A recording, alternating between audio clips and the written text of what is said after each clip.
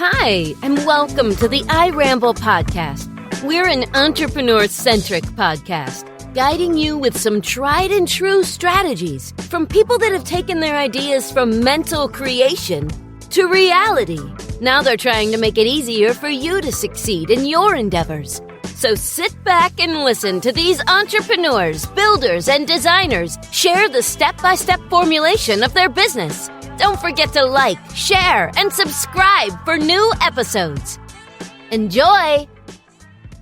What the deal, what the business is, and that's not rhetorical, that's a real question, what the business is. And today the business is facilitating. And I said facilitating. I reached out to this gentleman because I believe he's a great facilitator, not just a great human being. And he offered me some great advice and some great help when we were doing our business ventures. And I just knew he would give some great advice and some great knowledge to you to help you in your endeavors. So we're not going to do him any disservice. We're going to let him introduce himself. What's your name, sir? How are you doing today? Well, I'm good. You know, my name is Micheal Moore, and we've known each other a few years, so it's good to be with you today. Thank you. It's been a pleasure knowing you, and I'm glad you was able to take some time out your day to be with us today, sir. Well, it's good to be at East Point. All right. So where are you from initially? Oh, originally, I'm from Alabama. I'm one of the better things coming out of Alabama. They tell me that. Not 20 and me. 20 and you. Okay, so how long you been in Georgia? Yeah, I've had the pleasure of living in Atlanta now in Georgia for the last 47 years. I was blessed. When my wife and I chose Atlanta when we left the military back in 1975, and been very happy here ever since. Okay, and what's your background initially? What were you doing in Alabama? Well, I was just a farm kid, and then I was a fairly good high school student, an average college student, and then I was a military officer. So that's how I got out of Alabama. Okay. I joined the ROTC program and enjoyed college, and I let the government pay for part of it. So It was a good idea. That was a good thing. And what did you do initially when you came to Atlanta? Well, I was in the school time. I was didn't know what I wanted to do as a college student, and I reach out to everybody. Whatever we took our degree in is probably not what we're doing today. Okay. And so I took my degree in accounting and finance, and had the opportunity to take ROTC as well. So I wound up in the military as a armor officer. That fits right with your college education, right? All right. And then I moved over into the finance corps for my last 6 months in active duty. And I really just enjoyed beginning to work with businesses and help people make transitions out of the military. And that really got me involved with banking and business. And I came to Atlanta as a banker. Okay. So we'll get to that a little bit later. Yeah, we sure will. One of the things I love about you, sir, and admire is that you have some great titles. I made most of them up. Well, sir, you live them well. And honestly, titles are normally given, but I'm just glad that you're able to actually embody the ones that you have. And you have Rainmaker, Cheif Storyteller, and net weaving ambassador. What do those things mean? Oh, wow. More? You picked some of the good ones. Well, I was actually given the title of net weaving ambassador. As you said, your nicknames or your titles, it's kind of like Top Gun. Yeah. You know how the guys get the names on the helmets? Yeah. Somebody else gives them to them because of their personality. Okay. And so a friend of mine is a fellow who coined the term net weaver back in about 1997 or 98 or 99. He was writing a book. I met him, and I really embraced the program, which is very, very simple program. It's just pay it forward. Okay. Do things that you do in a manner with which it would benefit someone else and not be worried about what the benefit it is to yourself. Okay. And so the term pay it forward, it was a movie back in the 90s about the young man who had the idea to have somebody do something good for another 3 people and ask them only to pass it on. And that would magnify to cover the whole world with good deeds and not very long. Okay. And Bob's motto was sort of the same. We looked at how we modify people's lives to do things and how we do things for folks thinking we'll get nothing in return. Okay. So that's title number 1. That's one that was given to me. Okay. And well, you embodied them well. So what kind of lit your fuse? How did you start along that journey knowing that being an ambassador was your duty and embraced it so well? Well, I appreciate that question. It's interesting. The net weaving came along in the late 90s, but I started, quote, I think net weaving back in the scouting days. I was a country boy without a lot of friends and neighbors because I lived 2 miles from pavement growing up in Alabama. And when I got in the Cub Scouts, it sort of lit me up. I had people to talk to other than chickens. So I started trying to work with and help other young men along with myself to get those bounty points, to get those badges, to get those accomplishments. And I did quite well at that. I made Eagle Scout in pretty quick time. I made all my Cub Scout badges in good time. And I realized that learning and teaching and learning is a cycle which most people just miss it. They just learn it and then they lose it. Okay. And I've always strived to learn something and to apply it, because they say if you'll do something about 3 times immediately after you learn it, it'll stick in. And so if you're, no matter what you learn to do, whether it's learn to fish or learn to baseball or learn to do calculus or learn just public speaking, if you'll do it and practice it, you'll get pretty good at it. Okay. And so connecting people is one thing I was blessed with, being able to remember people's names and remember a few things about them so that I could be of value to them, but the next person I met, by introducing them. I've had that happen just today. I was at a trade show, and yesterday I went around and met everybody I could meet before it got crowded. And today the president of the company came in, and I was able to take him along and introduce him to these people. And between booths, I could tell him the story about who the next person he was going to meet was going to be. That's fantastic. Is that something you honed, or is that something that you kind of knew within you and you brought out? I don't think an 8-year-old can figure it out, but yeah, I've honed it along the years. I've gotten pretty good at it. I can walk into a room and figure out who the 2 or 3 people are that I probably need to meet, and they can turn me on to other people, because it's very interesting that you tell your story quickly and completely to someone based on the environment you're in. So if I walk in the room and tell my story to 3 or 4 people and then move around the room and know their story, then I can add value to them. But also, if they do a good job of listening to what I share with them, they can do a good job to help me meet the other important people in the room early on, so that we can then fill in all the blanks as we go through life. Okay, that's fantastic. And what makes a good mentor, Mr. Moore? What makes a good mentor? Wow, that's a changing question. A mentor has to have experiences. There's a program here in Atlanta called Radical Mentoring. It's designed around young men and building their marriages as well as building their professions in parallel to each other. Okay. And the founder of that group believes that you have to be about 2 steps ahead of what you're going to mentor. So if you're talking to a young man about marriage, you need to already be married and already have problems before you're qualified to talk to someone about how they could start in marriage. By the same token, if you've lost a spouse, or you've lost a father, or a family member, or you've lost your job, or you've lost your fortune, you need to be able to have some of the empathy, which, what the word empathy means. That means having been there. Right. The sympathy is easy to give. Anybody can give sympathy. And mentors don't need to give sympathy. They need to be able to really give empathy and share from a walk they've already been part of. Okay. Whether or not they were the true subject of it or whether they were part of it. They need to have a very up close and personal observation of what really happens and what's possible to happen. Okay. So the tools now, is there a guide, a roadmap you can kind of give someone? Wow, there are a lot of roadmaps for coaching and mentoring, and most people get those confused. Okay. A coach shows you how to do things better, right? Run faster, jump higher, pat your belly and rub your head at the same time, or how does it go? Pat your head, rub your belly, pat your head. A coach shows you and teaches you how to do that. A mentor looks to give you the ability to look within and observe what's going on around you and respond to that by making your own decisions, because we can't make decisions that are life-changing for other people, or we shouldn't. Okay. And we can guide them to make those decisions based on what they have internally, and I think that's the important part. Okay. And then the importance of networking. What can you speak to that? Wow, the importance of networking. Well, let's assume for a minute it wasn't an important feature. Everybody would just sit around their own chair at their own table and eat their own meal and not talk to anyone. That would be non-networking. Right. That wouldn't work out very well very long. Right. So back to the illustration about walking in the room, talking to the people who you feel like we will relate to, and beginning to share a story to pique interest.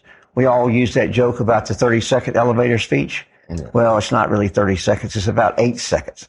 Because if you don't create interest in someone else, they're not going to say, well, tell me a little more about that. They're going to look over your shoulder and walk on by.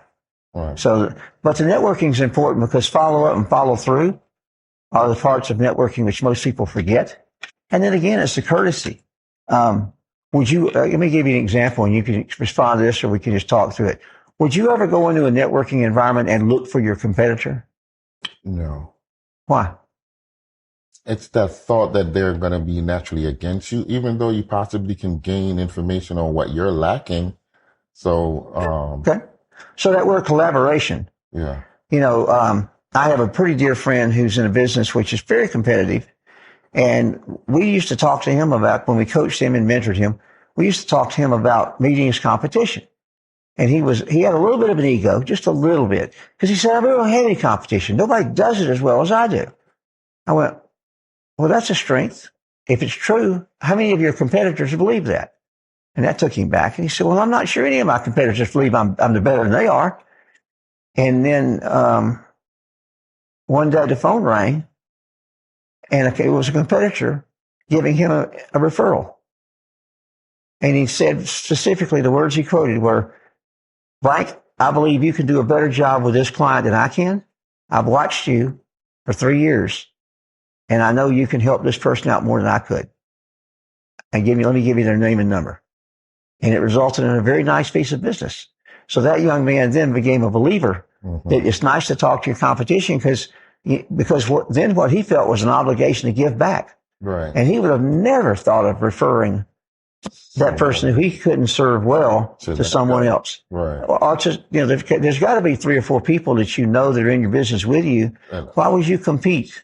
Why wouldn't you just collaborate? Right. And know who they are? Because if they know who you are and know your heart or know your skills or know your ability or know your availability, there's an opportunity for them to help you sometimes. Right. Not only just learning about each other. Exactly. Building your own strength. Yeah, and those are the great points that I knew you'd be able to convey being the person that you are. So those conscious thoughts that you have when you're entering into a room, along with teaching and coaching when you do mentor? Well, if you can find someone to help and listen to and talk to, then you create interest and you'll draw a crowd. People will see you helping someone and they'll want to understand what you're doing or they'll want to know who you are. I used to travel a fair amount to chambers of commerce around the Southeast. And, you know, I was a stranger in the room and they didn't know I was coming. They didn't know who I was, but it's awfully, nice for them to express hospitality and come and meet you if you're a stranger. But you've got to be a little bit interesting. You can't be the girl or the guy standing in the corner at the high school prom in the dark, in the shadow, waiting for someone to come ask you to dance because it may not happen. And you'll miss the opportunity if you don't. Yeah, I don't know about you, but I don't want to drive 90 miles to Macon and stand in the corner. No, we want to definitely mingle, network. When I leave there, I would like for them to remember that I was there and left some value, and I wouldn't even mind if they talked about me in the morning at breakfast. Right. That's an added bonus. They would be.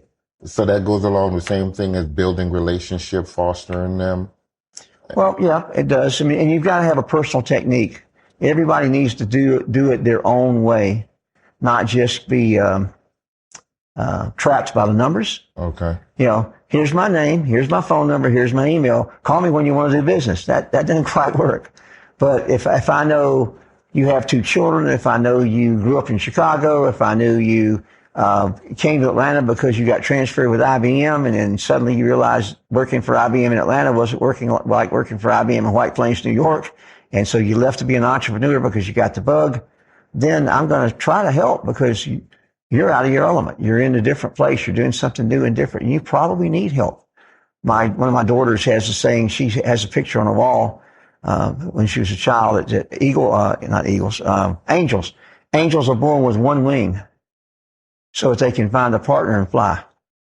Okay. And that's particularly in business because it's a very lonely process to even be in business alone because your staff doesn't get exactly why you're doing it. They just want a paycheck in most cases. Okay. If you're in business with your spouse, same thing. Now you're struggling for 2 paychecks. Right. And you've got a family mixed in with the process. So you've got a lot of things going on. But if you're in there working together, trying to figure out how you hold each other up and how you fly together, that's great. Whether it's your number 1 employee or your spouse or your business partner, or in some cases, your vendors, because most people don't spend enough time with their vendors. They just call them when they need them. Right. They don't go, in today's society, they don't go play golf with them anymore. They don't play tennis with them. They don't go to church with them anymore. So checking in on your clients, your customers goes a long way, and that's... Yeah, in the sales world, the communication is called cadence. Okay. So, if you're 5 feet tall, I'm going to call you every quarter. If you're 5'5", I'm going to call you every month. If you're 6'6", I'm a basketball coach, I'm going to call you every week to keep your attention till you play on my team. Okay. So the same works in the cadence. You need to have a routine. You need to have rules for yourself, and you need to administer them. You need to impress people. You're consistent. That's one thing about networking. Taking home a pocket full of cards and putting them in your desk drawer is not going to build many relationships. You agree? Oh, okay. So did you have a certain line of questions when you're calling, when you're starting out, when you're networking or reaching out to someone? Well, there's that old thing about the worst question in the world is asking someone immediately, what do you do? Okay. No, you start with, this is a pretty cool party tonight. What got you here? Or I noticed you have an Auburn ring on, or I noticed I saw you get out of the Audi in the parking lot. How do you like your A4? Yeah. And then the follow-up question might be, really, gosh, I've never been in one. What's really special? How many have you had? It's just starting a conversation with something other than an elevator pitch or how can I, you don't want to ask somebody how you can help you because immediately they go, what? Nobody's here to help me. That's not their first thought. So do you believe in the elevator pitch, or how can you, if you know there's a time constraint with someone that you'd like to network with or reach out to in that particular element party that you're at, how do you structure that where it don't sound like you're trying to get right to the point of business and not be personable and noticing that, okay, that lapel pin is nice? So let's try that. Ask me the question. What do you do? What do you do, Mr. Moore? Well, I help business owners look at their business a little differently. Okay. How are you looking at your business today? Okay. So that's kind of how you... That's a situation to get you to tell me about your business today. Yeah. And it may prompt another opening for me to ask a question. Well, I'm really having trouble with my banking relationships right now. Okay. Or I'm really having trouble with my suppliers. Because if you have a pain and you are comfortable enough to share it, then there's an opportunity for us to probably develop a relationship. Okay. You may think that I have a solution for you. You may think I have someone. It's amazing to me. I can't imagine people moving around the country all the time because I've been blessed to be in my city for so long. Doesn't happen as much as it used to, but I can almost walk in any restaurant for lunch and somebody there would know me. But that doesn't happen anymore. Why is that? There's so many restaurants. And I go out so infrequently now for lunch. Yeah, and you have a wide network of reach that you do. How do you foster those things and keep those going? I have a 100, a 250, and a 500 list. Okay. That I try to talk to quarterly, monthly, annually, not more than everybody more than annually, although some people slip off and I'll forget them and I'll take them off my 500 list. But I do it fairly religiously. I've been working in database stuff for years, and I realize how important it is to have a phone that you don't lose. And I realize how important it is to keep numbers. And we can't memorize them all anymore, but we can certainly keep them in our electronic tools. Yeah. So are you sending out birthday cards or things like that too, depending on? I send out handwritten notes. I send out electronic birthday cards. I use a lot of text personally. Okay. I'm 72 years old, but I use a lot of text. Okay. I have that 2-finger copy down pretty well, and I have some standard text that I can copy 30, 40 words, and then I can change 4 or 5 words or change a sentence in it and send it out. And it's not a form letter, then it's a text. And then I also send memes out. I send thoughts for the day. Okay. That I take off of LinkedIn in places where I think people will appreciate the story. Yeah. Quotes by Steve Forbes or quotes by Andrew Jackson or quotes by George Washington or quotes by whomever. But they're very interesting and thought-provoking ideas. Okay. So just to someone starting out in a business, are there some things that you would tell them to kind of focus on? And a random business, we can even say banker or where. Well, I think your competency, you can display integrity, you can display leadership, you can display all those things, but it comes right back down to competency is a key people. Here's a meme I use today. People buy from people they like and respect, and that comes from expertise. Okay. Because you're not going to go to a banker if you don't think he knows what he's doing. You're not even going to go to the grocery store produce department and buy produce unless you think that produce folks know what they're doing. Okay. You're not going to buy a car from a used car lot that doesn't keep their cars undusty. That's expertise. What does it take to run a business? Most people don't have a good handle. Okay. The other thing people don't do very often, and that's a sidebar, but it's accepting change in their business. A lot of people are too stuck. Would you agree? Yes. Okay. So here's another one. Don't be afraid of change. It is leading you to a new beginning. Okay. So when COVID occurred, everybody was certainly afraid of the change. But now 2 years later, we've got a whole bunch of new beginnings. We've got industries that just bludgeons. They've just grown. Right. The face mask industry has grown. Exactly. The vaccine business has grown, but the home building business, the real estate business, the car business has changed drastically. We don't have thousands of cars on lots, and we don't have sales anymore. We have cars holding their values well, right. Even getting more expensive. Right. I have a friend who has a car that she has like 19,000 miles on it. It's 2 years old. And she gets a call from the sales guy. Hey, you ready to trade that car yet? They want that car because it's a good color. It's got low mileage on it, and they can sell it for more than it was new, literally. So down at Club E, we speak to that a bit. Are you seeing a lot of different types of business than you previously was? We are seeing a lot of people. We're back to the cycle now. People coming back out of their homes. Okay. They stabilize their business, and now they're ready to grow again. Okay. We're pretty proud of the variety of businesses we have. We've got everything from tax services to home health care to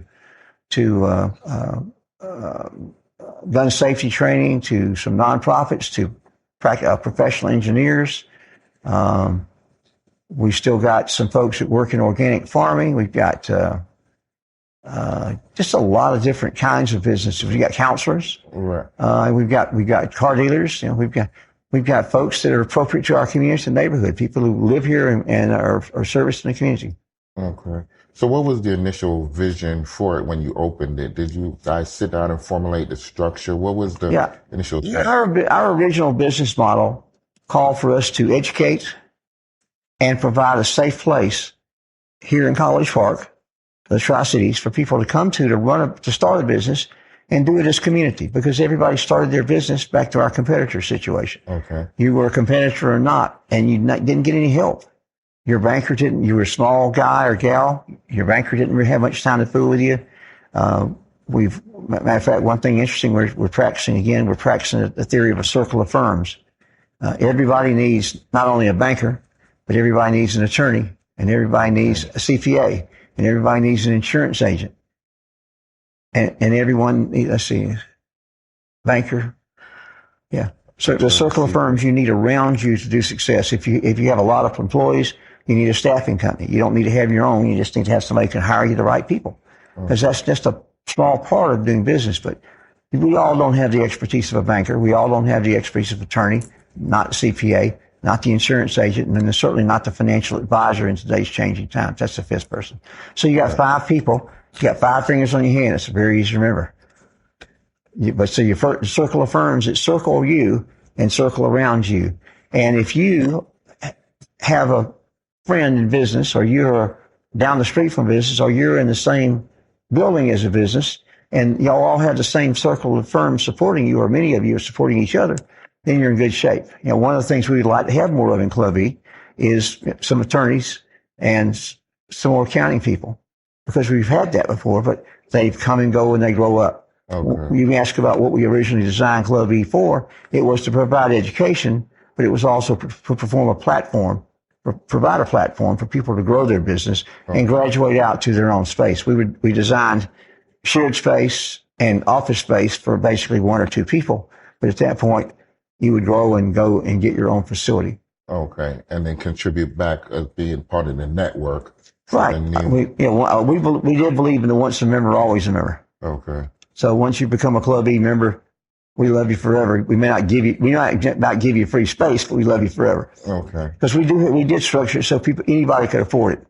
$1.67 a day, I think it is, $50 a month. That's very reasonable for the resources and the priceless networking that comes as being a byproduct of just being there, walking through this space. So, and also you have the kids entrepreneur side too as well. Well, we actually started a foundation for the kids, and one of the original business models that we built there was so that we would have the ability to help kids to learn a skill. And we had a copy center originally, and we had computers by the minute, and we did copy services. We produced bulletins and programs for churches, and just tried to expose ourselves. We did that for about 2.5 or 3 years, and we found it got more and more difficult as opposed to less difficult to recruit the kids that were really ready to do something like that. Right. There was a lot of excitement when we started because everything was brand new and fresh, right. And we had a little bit of momentum, but we put out some good kids. Okay. Now, our general manager, Joanne Allen, has continued to work with the female youth of the College Park area, and her programs are just on Saturday mornings, not revolving around a business like a copy center, but revolving around life skills and family growth. Okay. And that's been very valuable. And she's celebrating her 10th year coming up in a few months. So that's fantastic. You have to get that plug in sometime. So what do you feel the disconnect was with the drop off with the kids enrollment and even the copy? Because the copy shop was doing, quite well, coming there motivational to see the kids there learning how to, run the shop.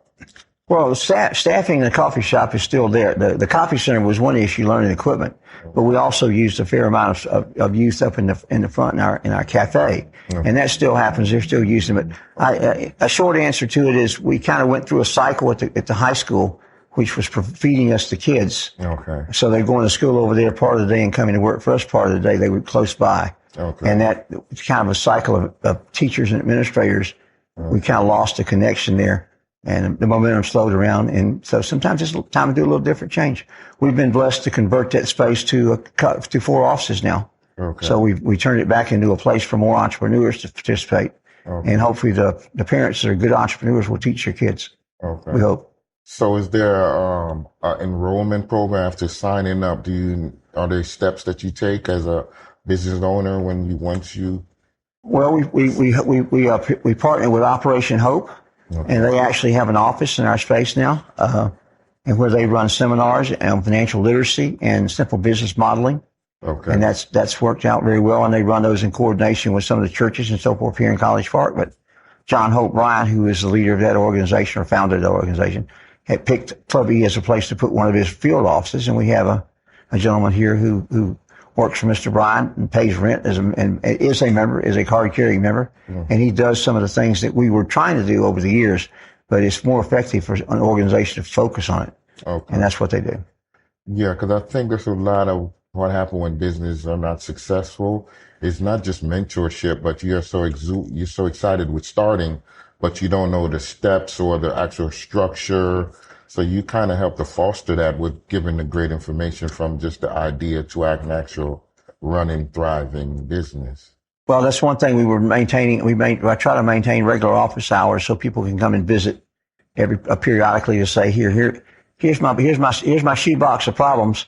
Which ones can we work on today? Okay. And by the way, I don't have a sheet on this one, but it's beginning to bother me. What should I gather to talk about? Okay. Because sometimes people get so busy as entrepreneurs, just like parents, they get so busy with one part of the growing their kid, they miss something else. And we do the same in business. We worry about staffing, and then we don't worry about accounts receivable, and then we don't worry about accounts payable, and then we don't worry about the truck that needs to be serviced, or we don't worry about the license that needs to be renewed, or we keep missing something because we are turning our head different ways to answer different questions for different reasons.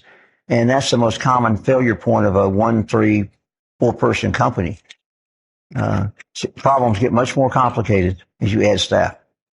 So you recommending that they have a checklist so that they don't lose sight, or how can you lose sight of that, not being someone like yourself that just comes naturally after honing, I'm assuming. Sure. But what is that? You write a checklist down so you stay in tune with it's good you mentioned it that way. There are a lot of checklists out there in the world, but the SBA builds some pretty good tools that are free.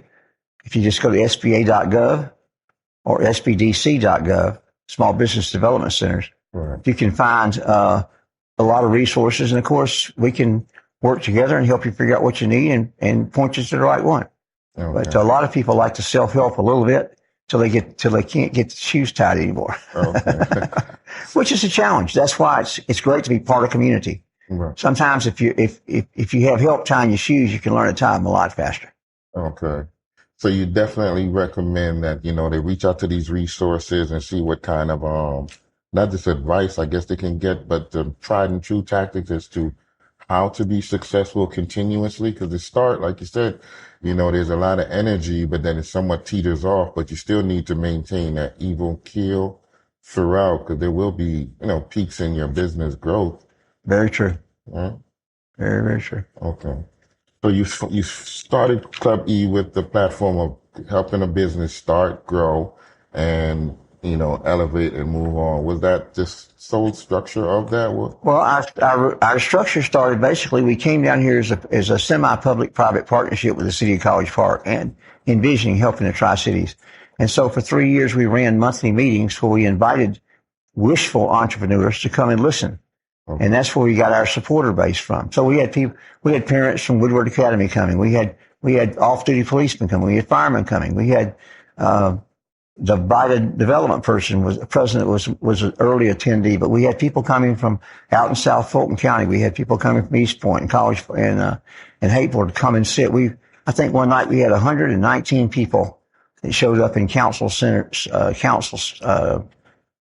College Park Government Council chambers. I guess the word right, chambers. About 119 folks turned up to think about being an entrepreneur 12 years ago, 11 years ago, 10 years ago, 9 years ago. And then 8 years ago, we were able to open the club, and begin to have a real personal space, not just 2 hours once a month, but actually have a 24-hour space, which would service the growing community of entrepreneurs, which has occurred.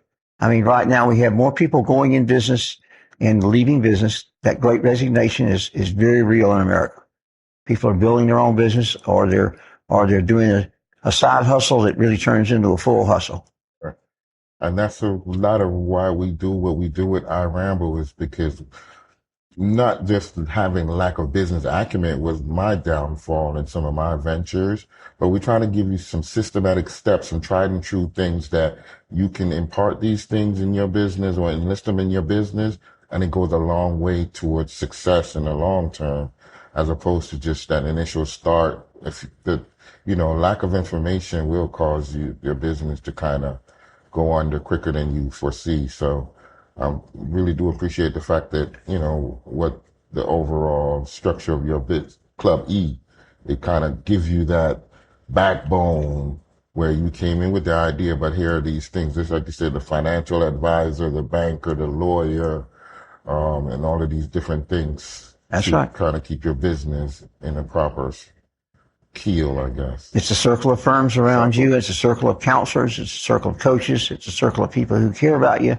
And it's a circle of your customers who want to ensure your success. Because I don't know of any customer who wants to be a one-time purchaser and have his warranty go bad or his service go bad. They want you to be successful. And a lot of people don't build their business around that anymore as much. Okay.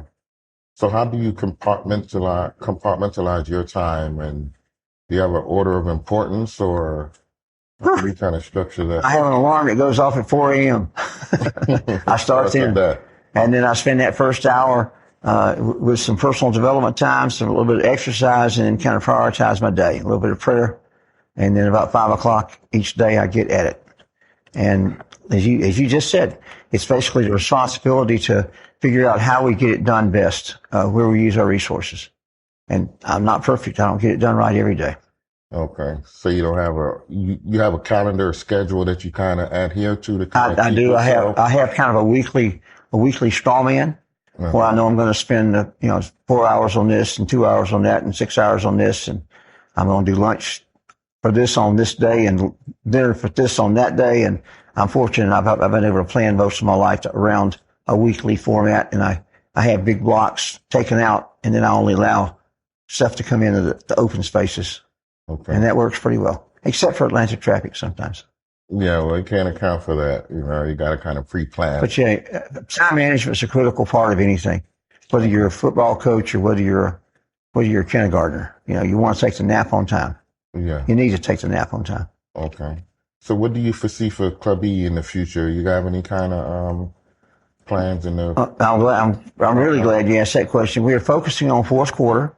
We have got some monthly events back on the calendar. We'll probably, if COVID stays kind here in the summer and we don't get too far past the summer, starting in October, we hopefully will have some almost daily activities where we have something going on every couple of days and some things that go on at the same time every week, every month.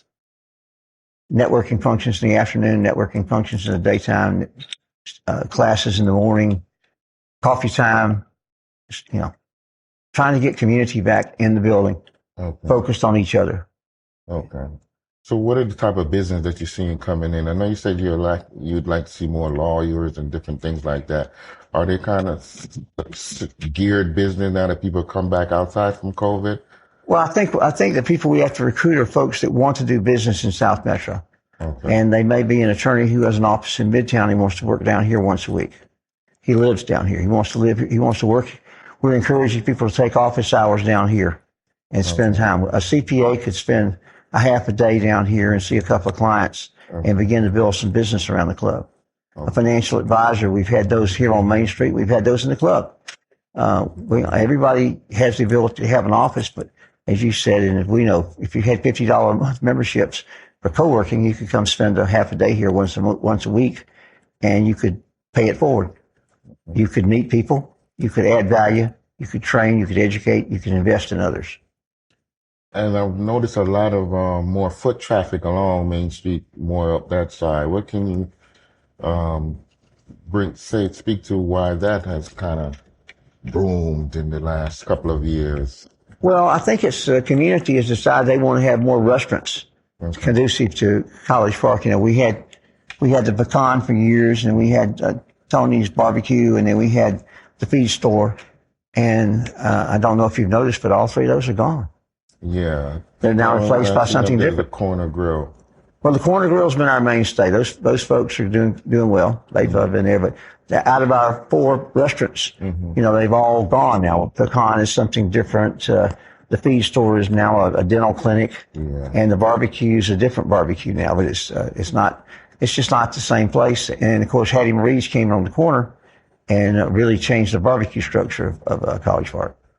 Yes. But it's the traffic on Main Street is still a result of people coming to use the restaurants.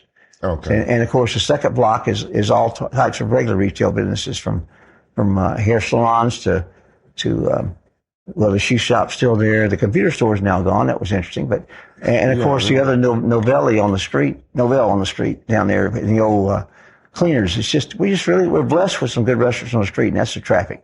It's just those people are coming to eat, not really coming to build a business. Okay. But at least it's kind of giving a good look It's giving a good look. And of course, we love our new sidewalks. Thank you to the city of College Park for a long time coming. Putting those sidewalks in for those 2 good blocks there. Yeah. It's really made it different. Has parking ain't gotten any better? Well, the parking's good because we have the cut through in the alley there beside a real milk and honey where people can go park in back and go all the way to the city lot. So there's no challenge on parking. Okay. I don't think. You don't think? Okay. So what do you foresee happening in the Tri-City area in the upcoming? Any networking going on? Well, the Tri-Cities has their monthly networking function back to get the 3 sets of cities together again. And that's happened in May and June, I believe. Don't quote me on that. And it did not happen in July. They've got one coming up in August. But that's the Tri-Cities after hours type event that moves around. And I'd encourage anybody who wants to do business in College Park, East Point, or Hapeville to come out, take a look, and just look up Tri-Cities Networking or call me. I'll know when you call me because I don't know when the date is off the top of my head. Do you see any kind of growth? Is it an even growth in this Tri-City? East Point and Hapeville is growing. Well, right now, Hapeville is really experiencing a lot of growth out toward the freeway with a new dwarf house, and they have a new mixed-use area coming online. That's going to make a dynamic difference. There are a lot of renovations going on in Hapeville, but there's no other space unless you tear something down. It's full. Okay. And East Point has some vacant land, which some developers are looking at right now over by the Buggy Works, and over in Frog Hollow, there's some houses that are need to be torn down and replaced.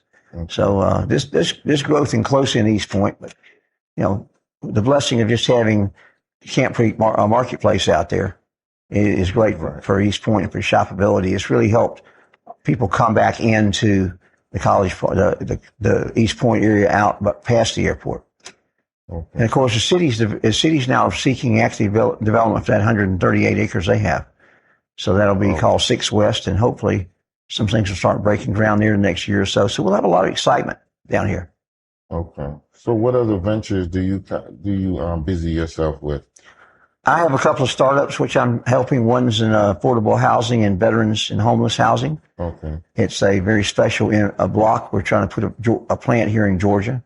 And then I'm working on a project right now for a new rideshare company. It will be a different business model for rideshare. Okay. Be a membership model as opposed to a per call. Well, yeah, it'd still be kind of on call, but it'd be a membership model. You'll pay a maintenance fee, and you'll be a real member, like an American Express. Membership has its privilege. You'll be able to specify your own driver when you want. You'll be able to communicate in advance. Drivers will know a little bit more about you if you want them to or not. Okay. So it's just more like a membership environment. Those are the two major things. I still do a little bit of sales training, and I serve on some boards, so that really keeps me active. I'm honored to serve on the advisory board of the Global Chamber of Commerce, which we're trying to bring more international businesses into Atlanta. Okay. And you said did you formalize that ride share? How soon can we expect that? Because that sounds very... Well, it's supposed to launch the pilot in the next few months, and so it will be active maybe in Atlanta, maybe by Christmas time, or maybe November, maybe January. It's hard to tell when you're launching and trying to gain acceptance and gain a footprint. The holidays may be a good time. The holidays may not be a good time to do it. Okay. And other than that, any activities that you use to kind of keep yourself active and busy? I walk about 4 to 5 miles a day, not by plan, but I walk about 1 or 2 by plan. The rest of it's all just counted on my phone. Okay, on your phone. But I move pretty briskly when I walk. Okay, no worries. And anything else you'd like to kind of... No, I think we're in good shape. I tell you that growing old is a blessing. I'm in my 73rd trip around the sun. Having grandchildren that enjoy seeing you is a blessing. Having children and children and son-in-laws who honor your time and love to spend time with you, those are all blessings. I have a lot of gratitude for those. And of course, I have a lot of gratitude for friends, because living in one city for a long time, I've got quite a few friends at different places. And you went back to Alabama any? I was back just last week. I drove down to visit my mom and dad's grave and see 2 of my high school friends on a Sunday afternoon or Saturday afternoon. It was a great little trip. Even ate some barbecue in Alabama. Don't pass up that barbecue. They're known for barbecue? It was a dry rub? Every southern state is known for barbecue, Okay. They got their own bragging rights. We have a motto over there: the cheaper the pork, the better the cue. The better the cue. The cheaper the pork, the better the cue. I don't know that anybody has the right answer for barbecue sauce. I love vinegar, I love ketchup, I love mustard, and I just love bark. Yeah. I think overall you like to facilitate, so that kind of goes a long way. Eating and cornbread make it better, yeah. Yeah. That's it. I really appreciate being with you today. This is fun. I hope I've shared some things which will be beneficial to your marketplace. And it's a pleasure and honor to catch up with you. We're old friends, but haven't seen each other lately. So thank you for the honor and reaching out. Yeah, thank you so much for rambling with us. And it was our pleasure to have you here with us, Mr. Moore, because like I said, you've done a lot for us, and the advice you gave is priceless, and you didn't have to. You dedicated your time, and you reached out, and you always made yourself available. So I truly do appreciate that, and hope I get another opportunity to sit down with you and see where else you got going on in the future as we build and grow. We'll just stay connected, because I'm always going to have one more good story as the Rainmaker and Cheif Storyteller. That you will, sir, and Net Weaving Ambassador. Don't forget that one. Thank you so much, Mr. Moore. Once again, thank you for tuning in and listening to our ramble. We truly appreciate the support, taking your time to listen to our rambles and watching us grow in our progress. We truly do appreciate that, and we'd definitely like to thank Mr. Moore for taking time out of his busy schedule to actually sit and ramble with us.